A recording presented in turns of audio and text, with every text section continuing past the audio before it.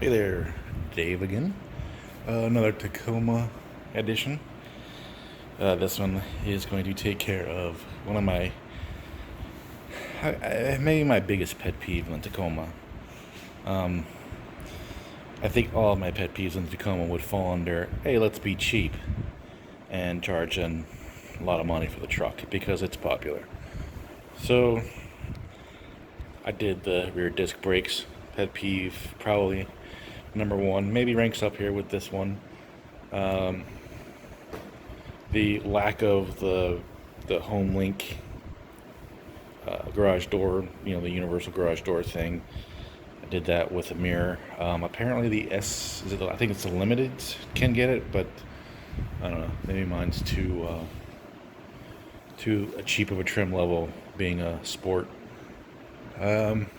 Leather interior was one, but I think they've changed that with the 18s or 19s, where you can get leather interior across the board now. There are a few other smaller things, but I think I think this might be the last one that Toyota pissed me off about. Rather than me rambling, it's allowing the passenger door handle to be used with the proximity key. This is my third vehicle with proximity key, so it's kind of developed some habits. One of those habits is being able to use the passenger door to unlock or lock, depending on your desire. I have hit the passenger door handle tens of times, I don't even know, quite a bit, to try to open the door, or unlock the door rather, and it doesn't happen, and I get very aggravated. Yeah, could I take the fob out of my pocket and hit it? Yeah, but you know what? I had the proximity key for a reason. When I got the truck, I had, I guess, imagined being able to do this pretty much like this was done, but never really looked into it. Mostly because I didn't know how the antennas worked. In the previous two cars, there were these little brown box. I mean, about the size of a stick of gum, like a stick of juicy fruit, and they were in various places in the car, by a door, and I don't know, laziness, whatever. I just never thought that I could do it. So, which kind of leads me to the next thing. This is not my idea. This is not my research. I found this on the Tacoma World Board. Wish I had found it, I guess, a couple years ago when someone figured it out.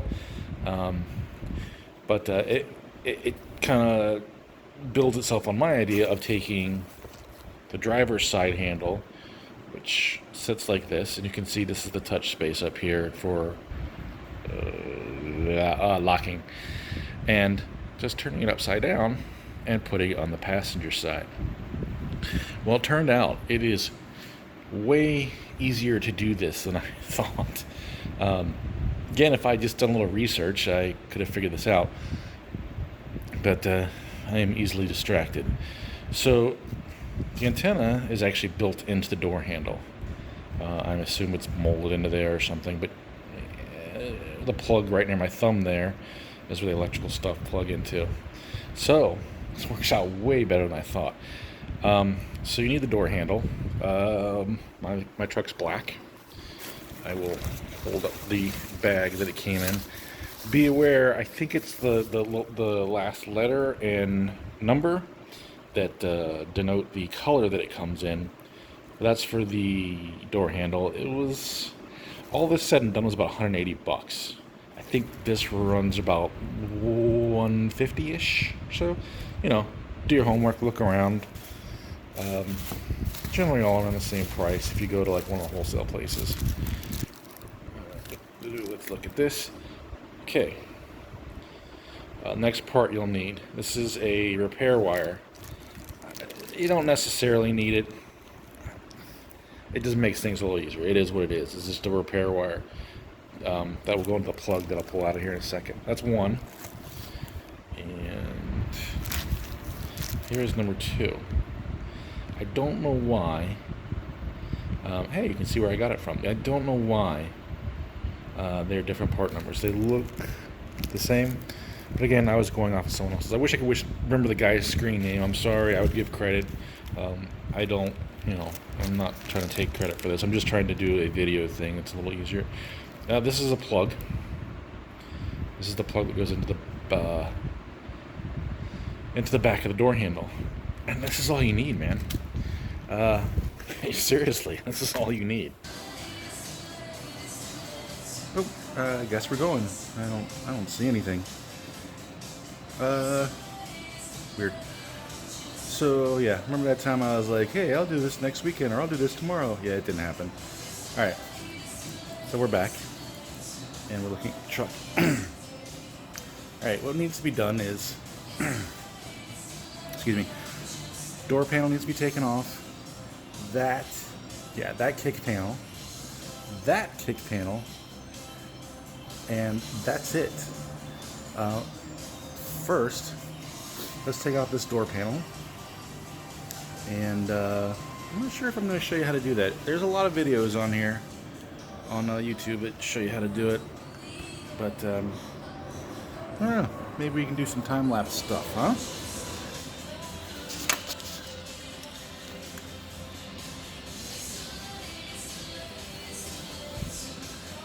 Did I not stop it? Damn, I'm good. Not sure if this is what I'm learning things. Alright, starting to get the door panel off. This is very easy. This harkens back to when I was a young child,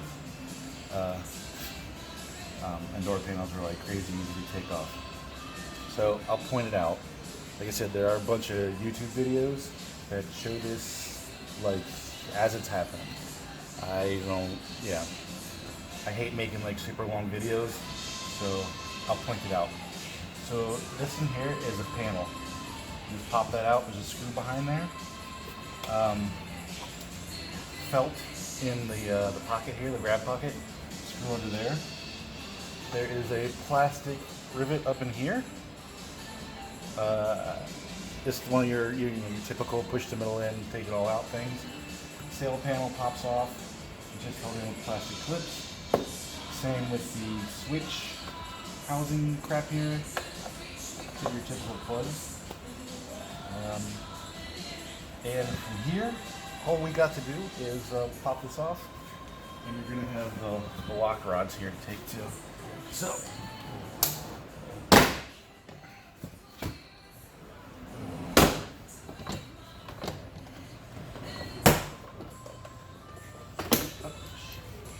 easy peasy.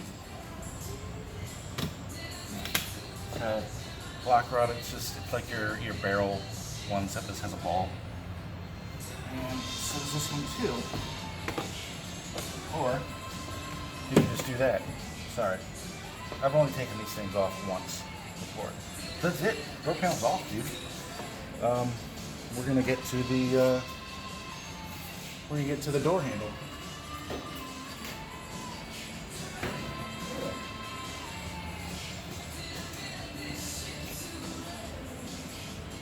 I'm gonna leave these as they are for right now. Just for the time being. Yep, okay. Sorry, I'm remembering shit that I have done in here. I've taken this off one time for the speakers and that's it. I hate moisture barriers. They suck balls. For this very reason right here. This thing it's been sitting out in the sun. So, maybe let's leave that for a little bit. I'm not sure how much I need to get in here. This is why I don't like doing this, because I can't, So, now that you looked at my ass, and I didn't have this zoomed out. Let's see. No, it is zoomed out. Never mind. All right. Door handle. This comes out. I swear it comes out.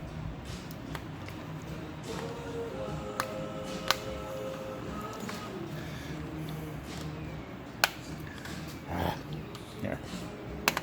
Shit. Alright, it comes out.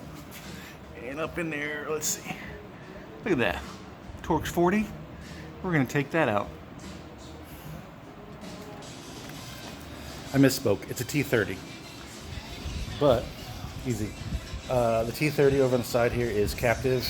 Just unscrew it so you're pretty sure it's unscrewed. This piece, this back piece here, it's separate from the actual handle. How I was able to get it out, use a trim tool. I pulled the handle out and I was able to kind of get it in there and it pops out. I thought it was going to be hard to get out. It's not that bad. Once you get the small piece out, move the handle back and then that comes right out too. Handle's out. I think what I'm going to do is let... Alright, once again I guess this is recording. Alright, got all the trim pieces taken off. Sill plate. Got the that off. Yeah, I have a lot of wires back here, and this is nothing.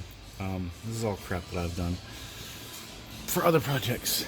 I did say everything just pops off. That's a lie, mostly. It's semi. There is like a little plastic, I don't know, thing that unthreads up in the corner. You'll see it if you've taken these off before. Yeah. Sill plate and kick panel off. This is the other thing you need to take off. This is the knee bolster. I don't know. I've heard knee something.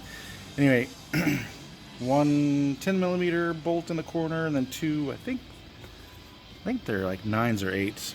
They're smaller. How about that? I'm gonna let this hang here because the hood prop cable is what's holding it up.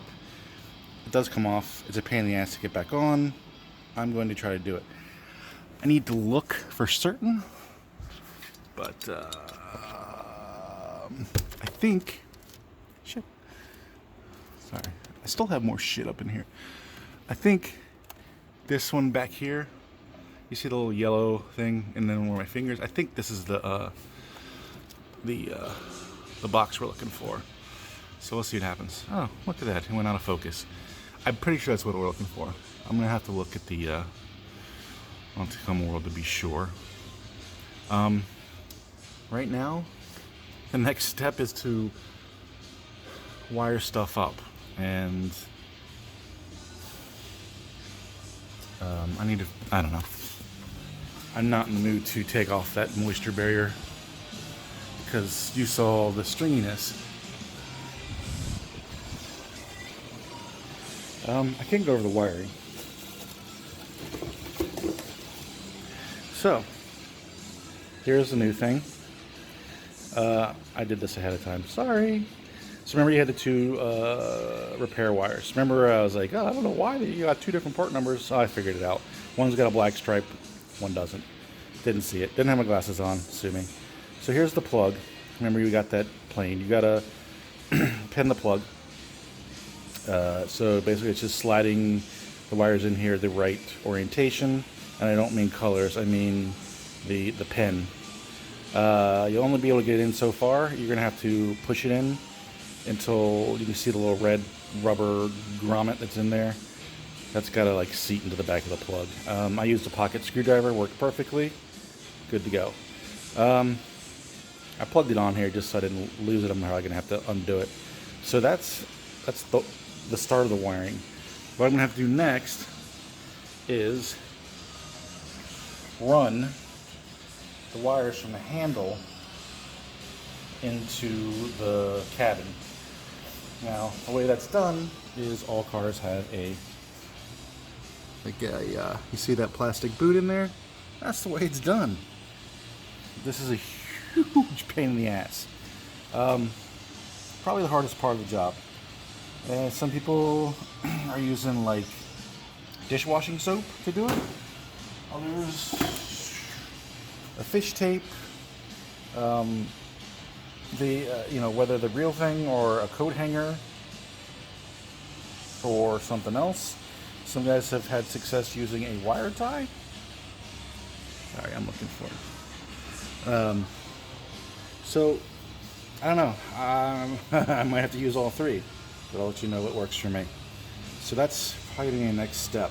and I'm not really sure how I'm going to do it yet. I mean, not the whole like difference things is, but I gotta pull out this idiot moisture barrier without making a ginormous mess. Yeah, I don't even know how I'm gonna do this yet. I need to get into the back there to run the wires through and get them out of the way of the window. So stay tuned. Not as bad as I thought. I have definitely had harder times running wires through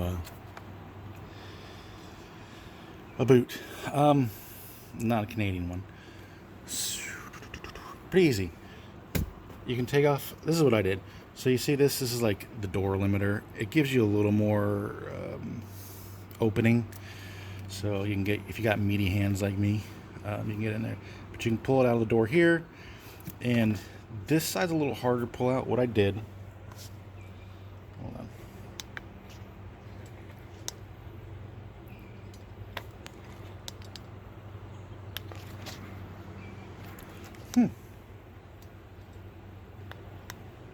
There it goes.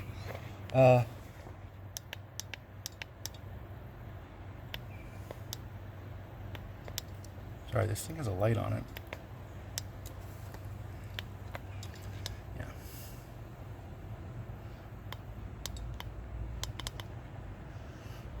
Oh, never mind. All right. There you go.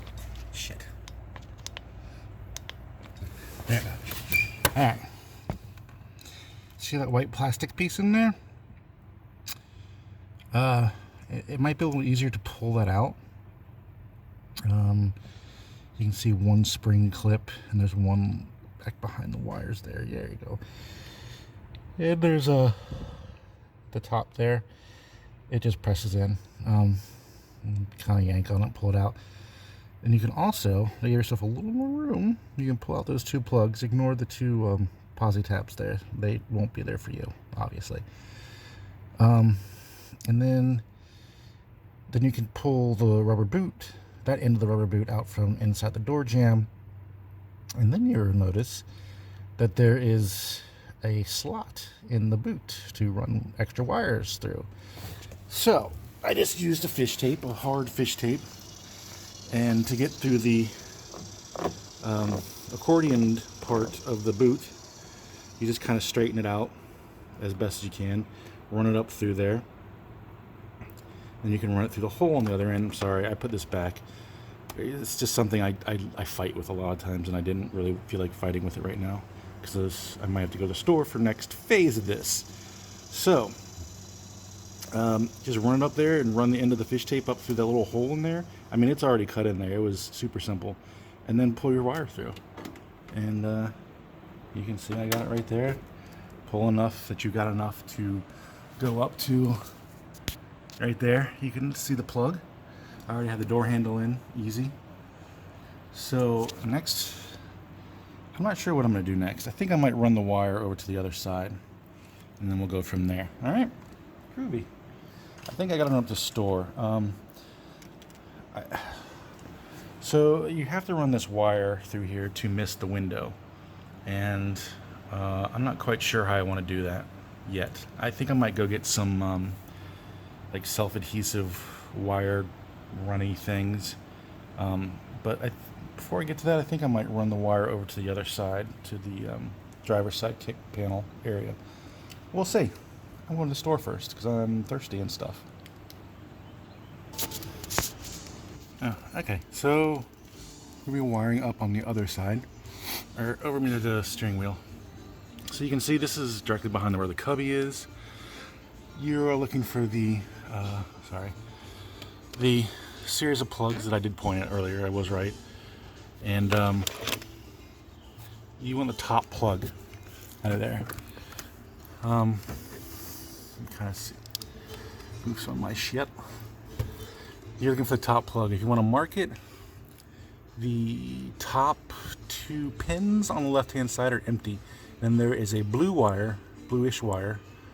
You can kind of see it there. And then right underneath that, there's a green wire. Those are the two wires you want.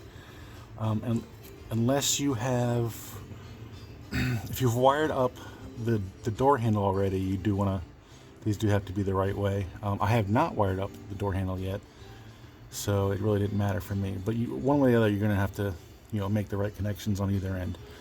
So I got this. I'm going to move over to the door. All right, so they're all wired up here. What you want to do? How many times have I cleared my friggin' throat on this videos?